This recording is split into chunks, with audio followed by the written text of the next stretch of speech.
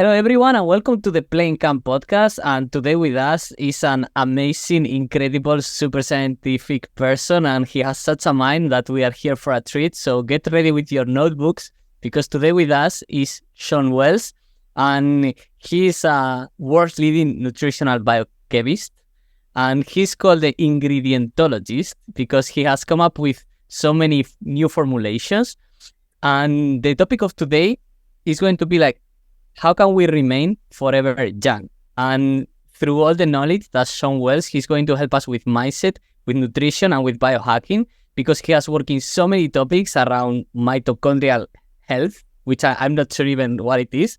And he has an amazing book called The Energy Formula, where he goes deeper into many more compounds and nutrition and how to keep yourself alive longer and healthier. So get ready, because we are going to learn a bunch of stuff of how can we remain youthful, healthy, and we can keep playing for many years in our lives. Thank you so much, Shawn, to be here with us today. Oh, thank you for having me. I appreciate it. So first of all, how can we remain young? Let's focus on the mindset first. Like, what has to be in the mindset of us as a person to keep on being youthful? You know, that's a great question. And I think if I'm to go more scientific, and then I'll go like more simple, in that more scientific, our ego protects us. And, you know, a lot of times the ego is vilified, and unjustly so, because the ego does build constructs. The ego does like systems, like stories, and often the ego is writing stories that are counterproductive, that maybe if anyone talked to you like you talk to you, you wouldn't be their friend, right? So we're creating these stories about why all these people are mean to us, why all these people are holding us back. And we're not taking the responsibility for, one, ourselves and the impact on our world, but two, we're giving away our power in the process. And we're making up these stories where everyone cares about us so much that they hate us, they harm us, and all these things. And this is never the case. Think about yourself. And, you know, even when you've said something that wasn't maybe the best thing to say, or did something that ended up hurting someone, are you spending all day, every day thinking about other people and thinking about how much like you hate them and how you're going to harm them and you're going to screw them over? I would say 99.9% of people are not like that. There are some people out there like that, and they're called sociopaths or, you know, something along those lines, but that's not the majority of people on this planet. They're worried about themselves. And that's where things are at. There's Shirley MacLaine, a famous actress, had this, I think it's the 20-40-60 rule. And I'm paraphrasing because I can't remember it exactly. But essentially it is, at 20, I cared what everyone was thinking. At 40, I started to realize that it didn't matter that much. And at 60, I realized no one actually cared at all. And not to say that people don't care about you, but the point of it is no one's actually watching you. No one actually gives a crap. You can be you. You can live your best life. And you know what? When you do that, and you can do it without fear of what someone else thinks, that's when you will live your best life. The old saying about like, you know, dance as if no one was watching, sing as if no one was watching. If you can live this life as if no one was watching while people are watching, you're living an incredible life. And those are the people that set the bar. Those are the people that people actually follow. Those are the people that change sentiments, that shift paradigms, that create amazing things, create the best art. I was just in Nosara, Costa Rica, around amazing musicians and artists that had experience in ceremony and journey style music and art. in the plant medicine kind of consciousness space. And they were so unique as individuals. They all dressed uniquely. They all acted uniquely. They all didn't care what you thought. They had unique accents and unique ways of carrying themselves. And not just unique to me, but unique to each other. There was 100 different musicians and artists, and they all were very different. And I thought to myself, how interesting, because when I'm in a lot of spaces, everyone thinks how unique they are, but then everyone kind of seems the same. When you go to this conference, or you go to that conference, or you go to this event or that event, people want to be similar. Like, you may think CrossFit is counterculture, but everyone at CrossFit's kind of the same. You may think because you drink bulletproof coffee, you're unique. But amongst the people drinking bulletproof coffee, you're all kind of the same. Whatever it is. But I was fascinated to see how all these artists were so unique. And they held the one thing they had in common was uniqueness. But they didn't seem the same at all, person to person. They were happy being who they were because they were tapping into the gift from God and the universe within them. And they were happy to explore that and own that. And they didn't need to be the same as the others. And that was such a beautiful thing that I noticed, that just, they were completely uncaring about what anyone could think about them. And it just, there was just such a confidence in that it made me like take notice. Yeah. And so that's I think one of the biggest things in life is having that level of confidence, tapping into God's gift, not spending time thinking what other people are thinking, and focusing on, what do you think? Are you proud of yourself? Are you happy with your life? And you know who's ultimately responsible for all of it? You are. So you want to live your best life, take responsibility, own it, and stop giving a shit about what everyone else thinks. Boom. Preaching to the choir. I love it so much. And I'm thinking about the image of a young kid, like, 3 years, 4 years. They don't care. They don't absolutely care anything. They are so free. They can do whatever they want. And they just don't have this ego and what are they thinking about me or not. They are just free. I love it so much. And I can reflect on a couple of things, because in Plain Camp, that's the sensation that so many people tell me. At the end, it's like, wow, I'm free. And my mind stops, and I don't care if people judge me or not. And I stop judging myself, which is that deep thing of us stopping ourselves. And I love also what you mentioned about Costa Rica, because one of the mottos of Plain Camp is like, life is a game, play with joy. And the fact of us dressing up originally, expressing our essence and our individuality and our creativity is just that. It's just you bring play and joy into your life, and you own it, and you go around the world. And the contrast could be to wear a uniform, which is what happens in companies, that everyone has to have the uniform, the same form. And then we stop thinking our creativity shrinks and everything. So yeah, I have a belief that you have been in Burning Man. Yeah. I've done a lot of events like Burning Man, and I've done a lot of work in consciousness and plant medicine and traveled the world. And those are all things I enjoy for sure. So I would like to ask you about Burning Man, because for me, that's like a playground for that adults people, they just build for a week, and how they play there, and also how they explore their consciousness there. So what has been your experiences? It really is a beautiful concept in that you really tapped on something that's probably the most powerful motivator of all.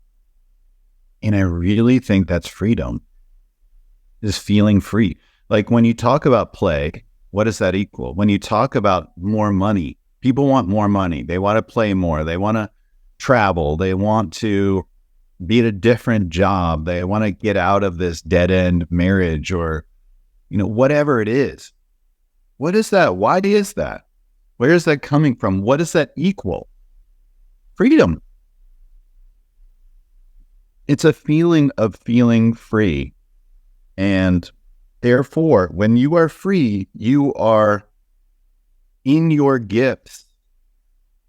You are solely responsible for you. And the beauty in that, when you're truly free, is you can not worry about what someone else is telling you to be or how to act. And you can be sovereign and authentic to yourself and explore who you are as a person and explore your gifts from God that were given to you, that are unique to you, that you've been putting aside because we're like another brick in the wall, right? Like the Pink Floyd song, where we're kind of on a conveyor belt and we're just another brick in the wall. And freedom, being free, is that. The epitome of free means creativity. And the opposite of free means productivity. And I'm not saying that productivity doesn't have its place at times, but most certainly, if you want to know who you are, if you want to know who you are around people or not around people, if you want to know what your gifts are, if you want to know what makes you special, you have to explore your freedom and tap into your creative. And I think that's like something that everyone in Burning Man understands. There's also, the element of when that many people are free, come together, that's what's exciting, because there's this interweaving of freedom equals lots of play and collaboration and allowing others. You want to be free? You want to be sovereign? Stop judging other people. Stop wishing other people would do this, this, or that. Having expectations. What happens with the expectations? You're disappointed. So stop putting that on other people and allow other people to have their space, to have their freedom. Allow them to be whatever it is they want to be, to express themselves fully. And then you can have that too. And when you're around a group of people in that mindset that uplift and uphold freedom, that's the ultimate feeling. That's like that scene in The Matrix when they're in Zion and they're just, dancing and just like living like the most of life and just being in their zen, being in their identity, being in their, it's really like when you're, when you're playing, when you're creative, when you're free, that's when you're actually closest to God. We've been told so much that getting close to God is done through acts, done through diligence, done through discipline. Those are power structures. You have to be in this building to be godlike, to be near God. That's so untrue. Like when you're truly in your freedom, when you're bursting open with all that God's given you and imprinted on you that makes you unique, that's when you're closer to God. And so when you're around a group of people that are living their best life, that are unafraid, unapologetic to be unique, that's when that feeling of we're all closer to God. And do you think I need to tell any of these people, hey, be nice to each other? You think I need to tell any people like that? No, because they're all closer to God. They feel the love from the universe, from God, from each other. And it becomes so clear, like this is such a beautiful way to live, to express yourself.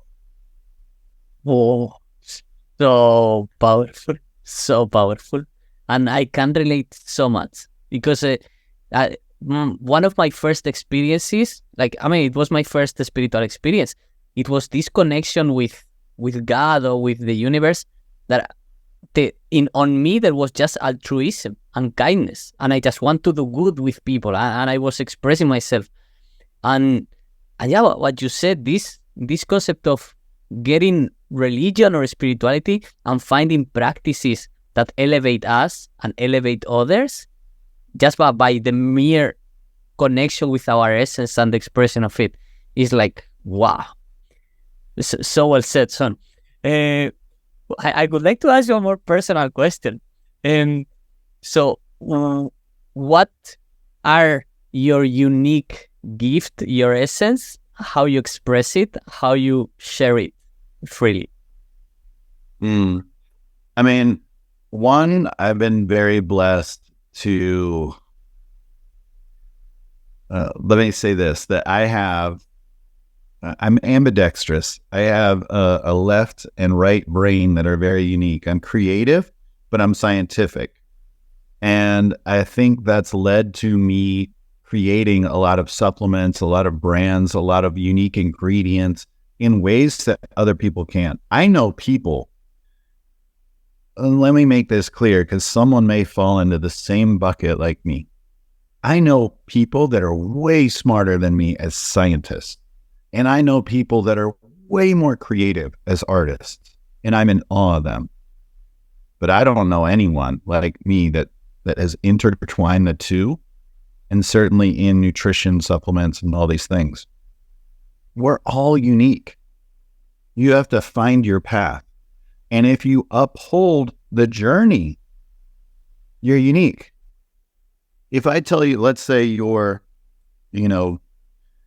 someone who's working at an auto parts store and you think, I'm just some auto parts store person. But if I was to look at your last 5 jobs and what you're passionate about on the side and what you do for hobbies, and now I can see like this whole story, this bended road that you're on, that only you are on. And only you can say, I have this whole group of skills and passions and knowledge and experience that is unlike anyone else. So you've been selling yourself short to just say you're this one thing where you're at right now. I would always ask you, what has led you to this point? Tell me your hero's journey, and know that hero's journey isn't over yet. Nice. Wow. This reminds me, when I did Vipassana and I went out, I had this so powerful insight, and it's recorded somewhere on the internet. It was like, did you know that out of all the years of the history of the universe, and out of all the people and all the consciousness that has been on the universe and on the earth forever and ever, there is only one that is like you? It's like, when you're able to zoom out so much, and then come back to this, it's almost unavoidable to have a spiritual experience of consciousness and presence, and yeah. So wow. So let's link this with the psychedelics, which I believe is part of your work, and plant medicine. So what have you witnessed or what have you facilitated on the people's journey of healing and their experiences? And how did that connect with their essence or their childlike essence that is inside? They're waiting to be expressed. That's a great question. So I have sat with people. I'm definitely a good sitter. I have empathy. I have the knowledge. I've been through probably 70 or 80 journeys myself on different medicines. And by the way, that's not typical. That's not needed necessarily. I'm a biochemist. I am exploring these medicines because, one, I've had my own mental health journeys. I've been depressed. I've had suicidal thoughts. I've fought PTSD and anxiety.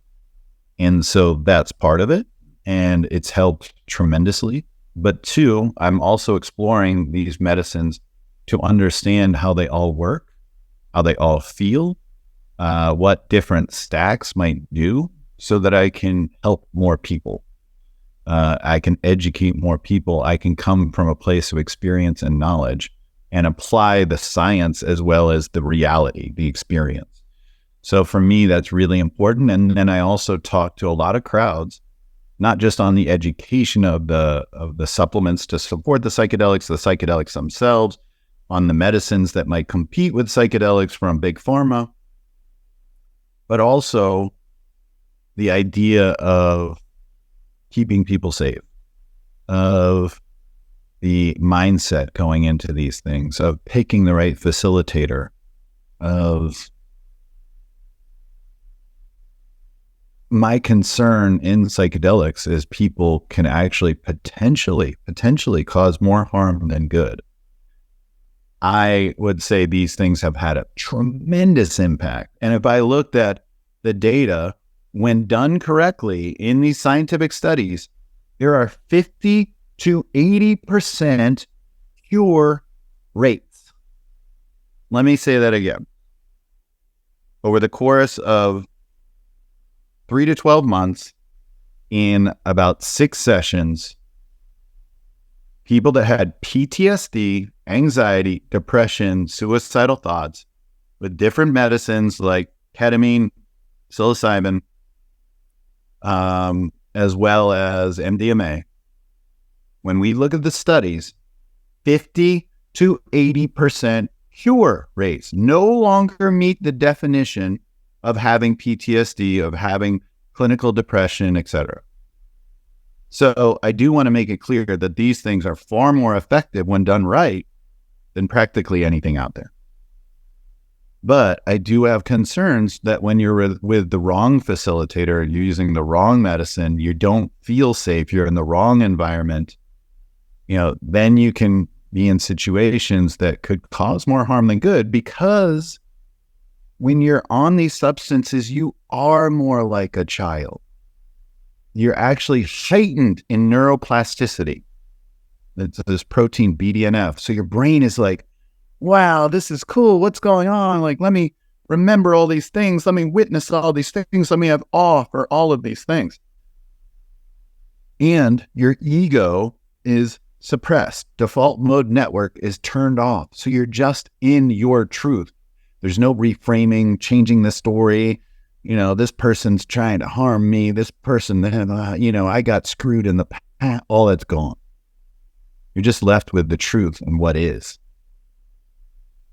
Also, your neurotransmitters, as we get older, they get turned down a little bit. We get like a little bit more realistic, a little wiser.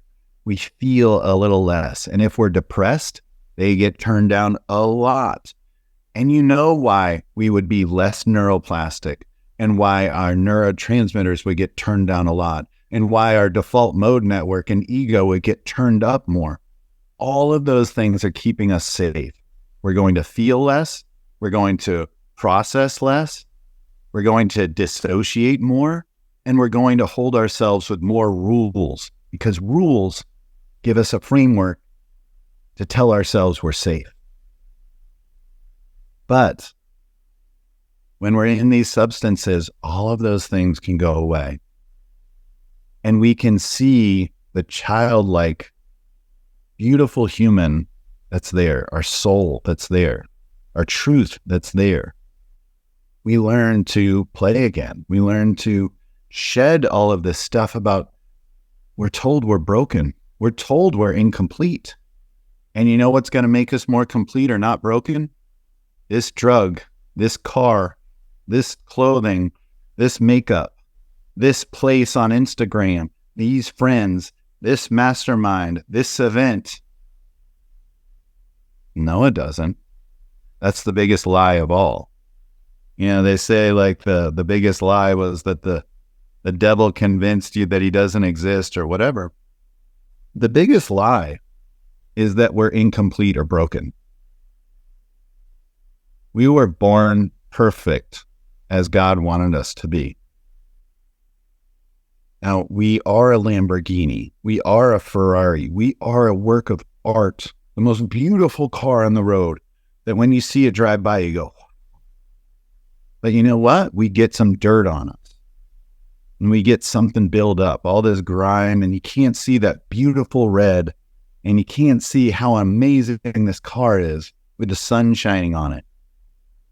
But when we go into these psychedelic spaces, when we do the work, and most importantly, integrate the psychedelic work and make it a part of our lives and live in our truth day to day after the journey, that's when we wax and wash and polish up the car and you can see it for all its beauty, that we are perfect. We've always been perfect. You just need to wash that dirt off. Oh, nice. So well explained, Shawn. Like, because I study psychology and I was also reading the psychedelic therapy and the research. You explain it perfectly, man. Like, really, like, go and listen again for those that are watching, because he just pinpoint everything that's going on. Wow. So well. And also the idea of the fear, no? Like how all these mechanisms that are built, like the ego, the judging, it's all like fear of us feeling attacked, right? And this is the thing that dissolves. So, and I believe that's what it needs in the integration, the courage of believing that this is my essence, this is who I am. And yeah, people are going to class sometimes because they are with their own fears and their own limitations. But that's a very good question, I believe. After a person has had this experience and this journey, and they have entered in contact with their essence, and now they have to integrate it into their daily lives, what are the possible frictions that are going to appear? Because now now I'm transformed, but the people that haven't been there, now they are classing and they are trying to impose my old identity on the dirt in my car. They are trying to put the dirt again. So what could you recommend or advise to a person that is going through that process of integrating the experience and finding some clashing with the people surrounding him or her? I mean, this is where the real work is done. People think like, oh, I'm going to go on an ayahuasca journey and I'm going to like, puke and crap myself like to like a better person, or, which isn't necessarily even true about ayahuasca, like in general. But, I think some people kind of have this like biohacking suffering like mentality around like, the more I suffer in the journey, like the more I'll change. And this is actually their approach to life. It's literally their approach to life. The more I suffer, the better off I'll be. You've been sold this story and it's not true. What I do is I set my intention going into these experiences for play. Actually, literally, like your playing camp, that's what I say. My intention is to play. My intention is to discover Shawnee, the young version of me, right? This playful, creative boy that's waiting inside. And I also honor Mr. Shawn, who is the protector of that child, a father figure to that child. And we both need each other. And so that's the integration, is honoring the inner child and honoring the adult that you've become and seeing the value in both. And don't let that inner child die from a lack of play and care. There's a child that's inside of all of us that just wants to get out and play and be free. That hears that recess bell ring and wants to just run out on the playground and just scream and play and slide and swing and do all the things. And we're missing that. And that's taking a toll on all of us. So for me, it's that's an important piece. But then as far as the integration, I mean, that's another huge one too, because there can be cognitive dissonance. If we have our truth shown to us in these spaces, and they're not always fun and playful, but I can tell you, typically you always get what you need out of these experiences. There's lessons in them that are amazing that you will never get any other way.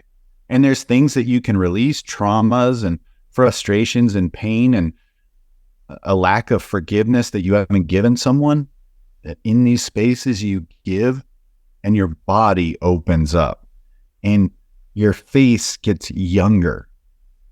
And things that were tight and painful and hurting on you, oh, my back, it's now gone because you were holding on to these ideas. You're holding on to these traumas.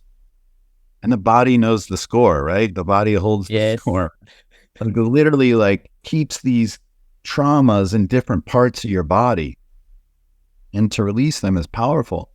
But if we learn our truth and then go back to our regular life, this is worse because there's more cognitive dissonance than there was before. You're essentially telling yourself, here's the truth, here's the way, I'm so clear on it, and yet I'm going to live over here like I always have. This is worse than you were before. So you need integration. You need to work with a skilled facilitator, therapist, whatever. When I look at the best studies in science, they're done this way too. And the best results are that way. When you combine these psychedelics with a psychotherapist, that's when you have the most powerful results. So it's important to be held accountable by yourself, by someone who's skilled as well. And that's when you're going to get the best results. That's when you're going to integrate your lessons into your real life after the journey. The real journey is your life, not the 24-hour psychedelic experience or 3-day whatever it is. The real journey is your life. So you need to integrate those life. God, right? You got to play on a deeper level, on a spiritual level, on a quantum level. You got to play. So now you need to integrate those lessons. Yeah, I love it. And also, I want to chip in because, you know, I'm so much into AI that when I hear you speaking, you know, it's like AI is going to take a lot of jobs. But guys, if you are listening to this, you are already ahead of the curve. And just, I could advise you to reach out to Shawn and ask him how to start your own journey of self-discovery. Because the sooner you become facilitator of these type of experiences, the more and more people are going to wake up. Once the AI takes a lot of our cognitive tasks and we have more time to self-explore, who do you think people are going to go to the most experienced facilitators? So yeah, people like Shawn is going to have a lot of job, a lot of work. That's for sure. Wow, amazing. And I love it. I love it. So to go more, okay, someone that is more afraid of going to psychedelics yet, something that they can do more into their daily life around nutrition or biohacking that is going to help them to remain young or to connect with their inner kid. What could you suggest? I would say, I'm going to give you a few biohacks. So 1, focus on sleep. Most people are not getting enough sleep. You want to be more playful, more energetic, more young. Get your sleep. We are the only species that denies ourselves sleep when we need sleep. All the other animals lay down when they're tired. We need to do that. Wear your blue light blocking glasses at night so you can keep that blue light from blocking the melatonin that's released and you can get better sleep. We're surrounded by TVs, iPads, laptops, cell phones, refrigerator lights, lights in our, bedroom and bathroom and all of these things all night long, that those are keeping us up. Next one that's super cheap and easy, you may not have ever heard of this, is taping your mouth. We are supposed to be nose breathers and not mouth breathers. You will have far more restful sleep. And I'm telling you, like in 4 hours, I would get better sleep than my 7 hours or 8 hours when I didn't tape my mouth. Because you're breathing in the right way through your nose. You actually are filtering that air correctly. you're moistening that air correctly, you're warming that air correctly, and breathing in through your nose is a powerful difference in how you oxygenate. And so this is a huge, huge difference. The next one that I would say is really critical, that has maybe the most profound effect on your longevity and well-being, is gratitude. Being thankful. You know, I read this book by this guy, I'm forgetting his name right now, but he lived like a whole year, essentially like as someone from the Old Testament, following all the rules, as a Jew, essentially following all the rules in the Old Testament. And one of them was being like ceaselessly thankful. And so he was saying, like, you know, he'd be thankful that the elevator worked, thankful that his car worked, thankful that the road was good, thankful that the food was good, thankful. And then he realized that yes, one or two things went wrong a day, but the most powerful realization to him was hundreds of things went right. Hundreds. Have gratitude. You are blessed in so many ways to be here, to experience this life, to have people that care about you, to have the food you have, to have all the things that you have, to have the freedom that you may not think you have, but you actually have. You are blessed. There are people that are suffering badly right now. And if you're listening to this podcast, I'm betting you are blessed. So having gratitude is really important, but don't forget gratitude for yourself. Don't give all that gratitude away. It's great to be thankful for all the things that are amazing around you, but don't forget to give gratitude to yourself. Give forgiveness to yourself. Have grace for yourself. We need to have more grace because they're not even mistakes, they're lessons. And lessons and learnings are important. Stop telling yourself that you're not good enough and it's a mistake. You know what happens when we play? We don't get a lot of things right, but we'll find something that is right in all of it. And we come up with the most creative, most brilliant, most unique thing. All of these inventions we're so excited about, AI, the iPhone, the Ferrari, whatever it was a mistake. There was hundreds of things that didn't go right to get to the right solution. And it's only the intrepid people, only the bold and courageous that will find that. I love it. The gratitude. Like I have so recently an experience. Like I was having this rash of dermatitis on my skin, and I had this moment of relaxation when I went to the shower, and I could regulate the water. Just that is, and then I could put like some cream. And I was thinking like, in medieval ages, what could have been this situation? Like, you know, the water is the river, and then there is no cream. You're just like itching, and this with any type of illness or any type of situation. Almost just we look back 100 years, and it's like we are living in such a world of possibilities, freedom, and wellness and comfort, and now we are going to more. So it's we are blessed. Like history, is amazing. Shawn, how people can get more of you, man? Because you have a book, you have an amazing, super growing Instagram channel. Yeah. Oh, thank you. So Shawn Wells, ShawnWN Wells, WELLS. So ShawnWells.com. You can get my free newsletter on breaking down all the studies and all kinds of stuff that are coming out every week. At Shawn Wells on Instagram. And I have tons of infographics and cool content on like my stacks of supplements and different biohacks. And then energyformula.com, you can see my book. It's a best-selling book. I have it in hardcover, softcover, Audible, and ebook. And you can get everything there. If you go to energyformula.com, you get a bunch of free downloadable stuff. I have hidden chapters and recipe guides and all kinds of cool stuff. And yeah, you can find me basically on all the platforms if you just look up Shawn Wells. I love it, and it's so much high quality content. So I'm going to do a quick sum up of all the things because it has been so much information about first the mindset, like how can we keep connecting with our own essence and express it freely, and how, like the examples of Burning Man, like when everyone is connected, it's like place this higher connection with God, has been like such an amazing concept, as well as finding our unique gift and giving it to people.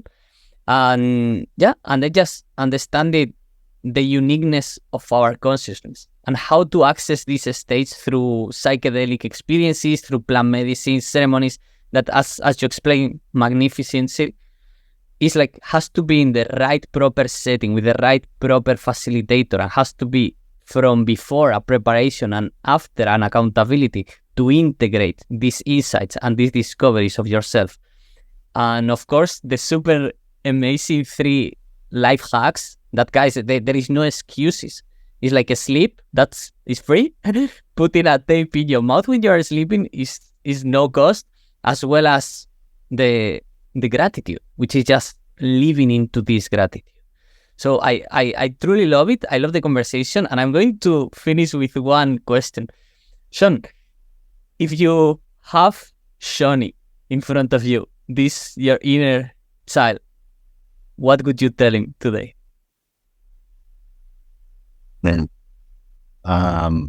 think the most important thing that I can tell the child is, I love you, and I'm here to protect you and lift you up, like a good parent would say to their child. But like, this reminds me, I went into a hypnosis experience. This guy literally is the most sought after hypnotist in pro poker.